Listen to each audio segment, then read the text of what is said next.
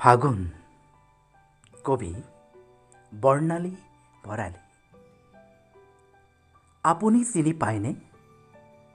নাপাবও পাৰে তাইক। কেতিয়াবা মেঘৰ বুকু সাৱটি কুচি মুচি শুই থাকে তাই। পাতবোৰৰ কোলাত বহি কেতিয়াবা তাই ফুচফুচাই ফুচফুচাই।